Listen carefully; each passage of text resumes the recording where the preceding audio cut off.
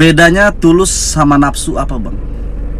Ketulusan adalah sepenuhnya dari perasaan, dari rasa, mencintai seseorang benar-benar dari hati. Itulah sebuah ketulusan. Sedangkan nafsu hanya mencintai kamu dari casing, keinginan seseorang melampiaskan hasratnya untuk mendapatkan kamu. Setelah nafsunya terpenuhi, kamu bisa saja ditinggalkan. Itulah perbedaan antara ketulusan dan nafsu. Jadi kamu sebagai wanita harus benar-benar cerdas dan pintar.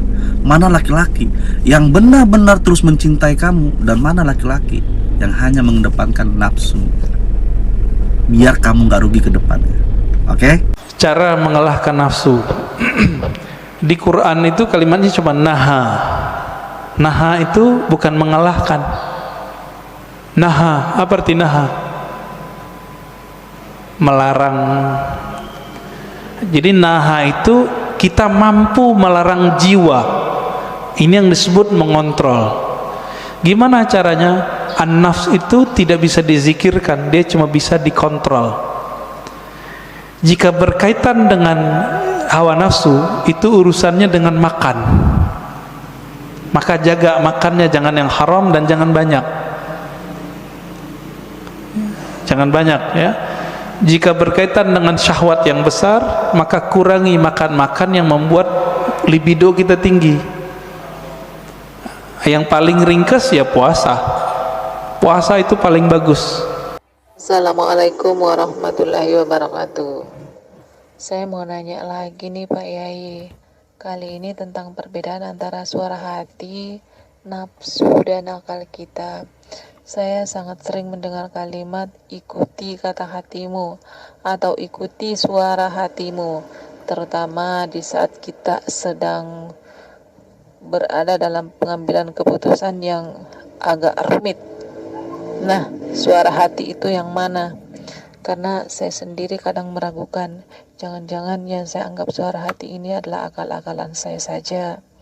Karena yang saya tahu, akal itu bisa jadi dia berpihak kepada hati nurani, bisa juga kepada sebaliknya, yaitu nafsu kita. Nah, untuk membedakannya benar-benar itu suara hati kita itu bagaimana Pak Yai? Demikian Pak Yai, terima kasih. Assalamualaikum warahmatullahi wabarakatuh. Assalamualaikum warahmatullahi wabarakatuh. Bismillahirrahmanirrahim. Ashhadu an la ilaha illallah wa ashhadu anna Muhammadar Rasulullah. Allahumma salli ala sayyidina Muhammad wa ala ali sayyidina Muhammad. Rabbis shrahli sadri wa yassirli amri wahlul 'uqdatam min lisani yafqahu qawli. Amin. Bismillahirrahmanirrahim.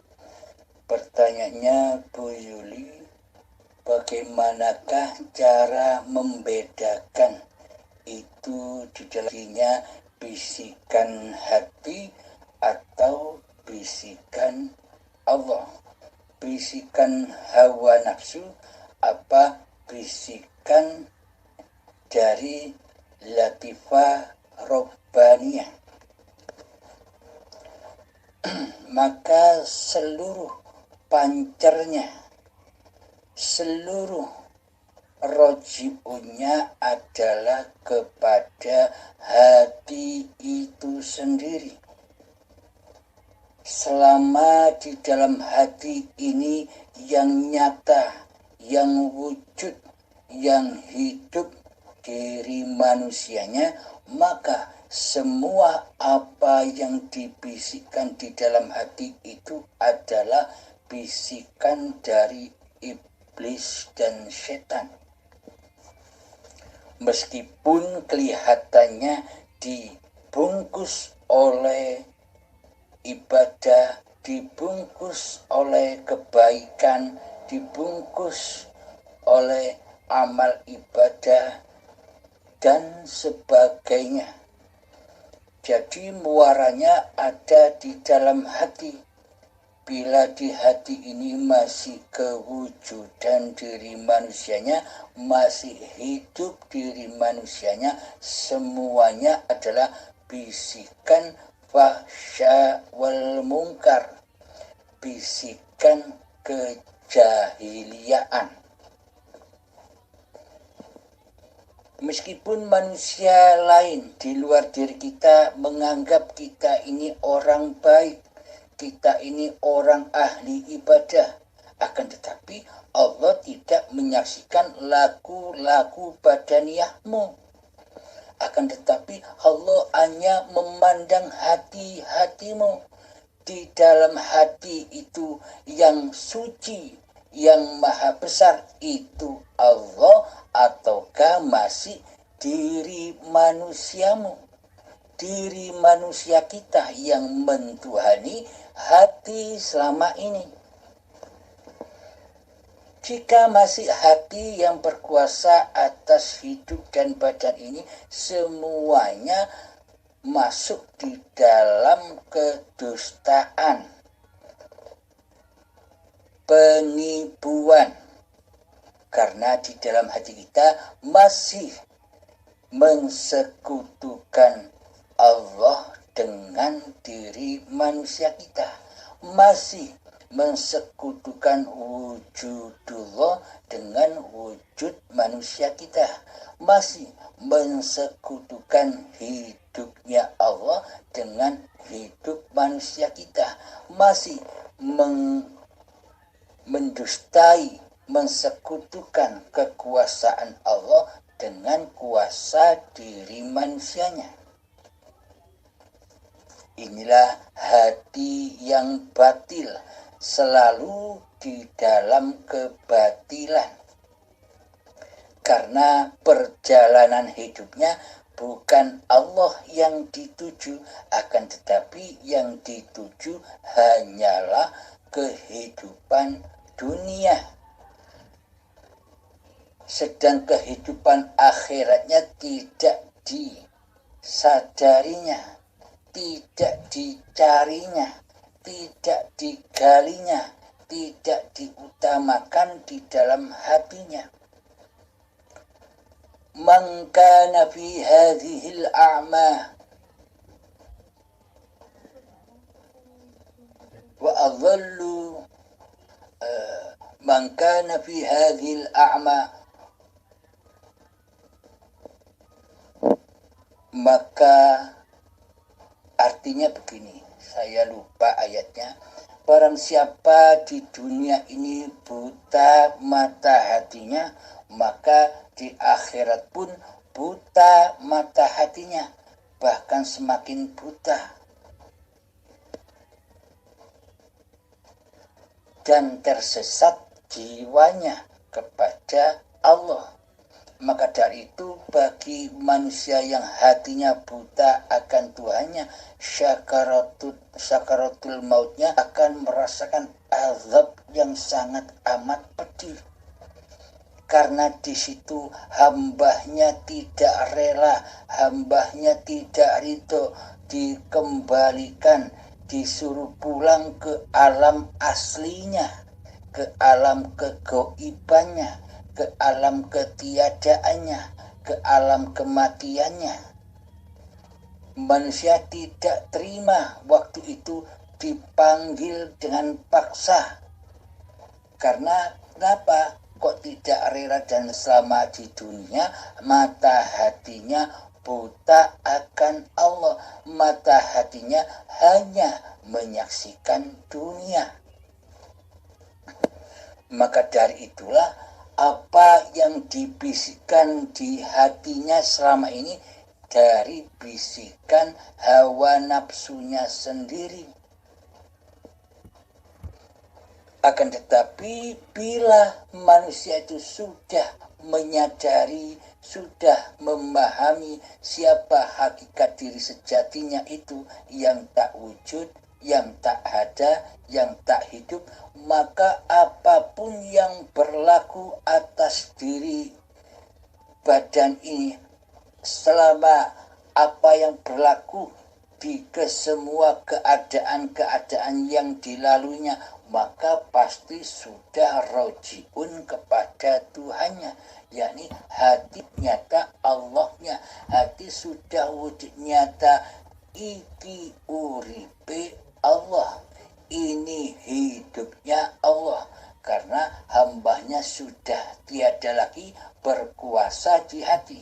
Maka seluruh apa yang dikehendakkan hati, maka seluruh apa yang dibisikkan hati, seluruhnya itu dari Allah, kehendak Allah.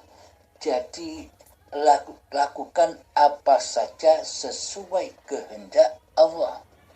Jadi manusia sudah tidak bisa memilih-milih lagi, karena manusianya sudah gaib, karena manusianya sudah tak ada, yang ada hanya Allah. Jadi apapun keadaan, apapun yang tergerak oleh badan ini, semuanya dikuasai oleh Allah, semuanya diridhoi oleh Allah, karena yang beraf'al di dalamnya hanyalah Allah. Akan tetapi bila yang beraf'al di dalam hati kita adalah diri manusianya, maka semua bisikan yang ada di hatinya itu dari iblis dan setan yang selalu mensekutukan Allah dengan diri manusianya. Begitu Bunda Yuli, semoga bisa dipahami. Kira-kira ada pertanyaan lagi? Monggo silakan.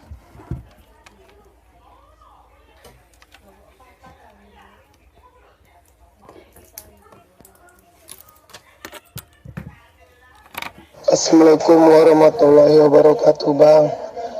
Dengan ini Eka Satriadi dari Bangka Belitung ingin menanyakan, Bang, begini, Bang.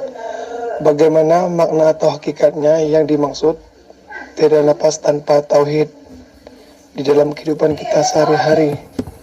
Tolong, Bang, pencerahannya, Bang. Assalamualaikum warahmatullahi wabarakatuh.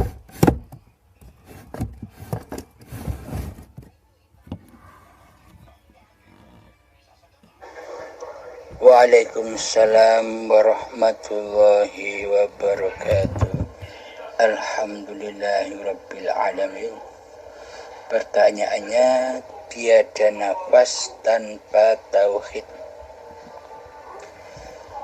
Selama ini kita mengira kita bisa bernafas karena kehidupan diri manusia kita sendiri.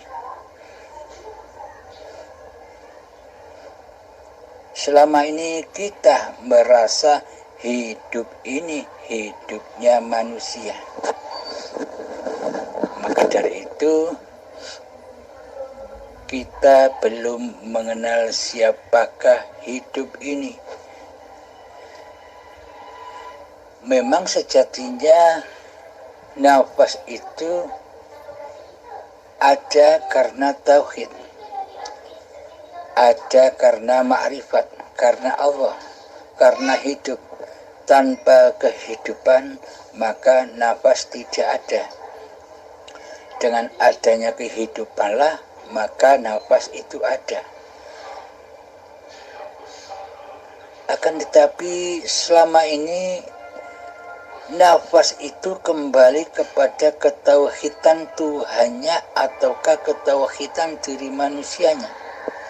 Yang wujud, yang nyata di dalam hati manusianya kan selama ini manusianya sebagai Tuhan yang mentuhani dirinya sendiri tanpa Allah, karena Allah dianggapnya gaib, karena Allah dianggapnya tiada. Maka benarlah yang ditauhidkan di dalam hati kita selama ini ya kita sendiri. Tauhidun nas, mentauhidkan manusianya. Maka dari itu bila kita ingin kembali kepada tauhidullah, tauhidnya Allah, maksudnya kembali roji'un kepada Allah, maka nyatakanlah di dalam hati kita bahwa sesungguhnya hidup ini Allah, bukan hidup manusianya.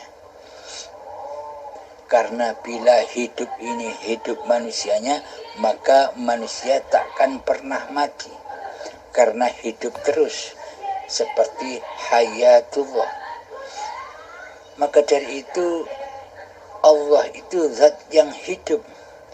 Hidupnya Allah itu terus menerus. Dari mulai manusia Nabi Adam hidup, setelah itu Nabi Adam dimatikan, Allah menghidupkan lagi anak, cucu, cicit Nabi Adam hingga sekarang. Jadi hidup itulah Allah, bukan hidupnya manusia. Bila hidup ini hidupnya manusia, tentunya Nabi Adam sampai saat ini pasti tidak akan mati, tetap hidup terus. Jadi di dunia ini full sesek banyak manusianya, karena manusianya tidak bakal mati, karena punya sifat hidup. Lalu kenapa manusia itu mati? Karena memang hakikatnya manusia itu mati, tidak hidup. Hidup itulah Tuhan yang menguasai dan yang menciptakan manusia. Jadi bila kita ingin bertauhid, ingin kembali kepada Allah, ingin mengabdikan diri kepada Allah, maka jangan aku akui bahwa hidup ini hidup manusianya. Hidup inilah Allah, inilah tauhidullah, bertauhid kepada Allah. Di dalam segala gerak laku, tindak tanduknya badan, pernafasannya hidung, maka tetapkanlah di situ Allah lah yang menguasai di dalamnya, bukan manusianya yang berkuasa di dalamnya.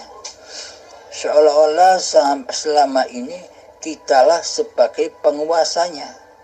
Penguasa bisa bernafas, akan tetapi selama ini kita tidak ada gerak sedikit pun dalam bernapas. Nafas itu gerak sendiri, otomatis, karena Allah lah yang menghidupi. Jadi bukan manusianya yang hidup, tapi Allah lah yang hidup.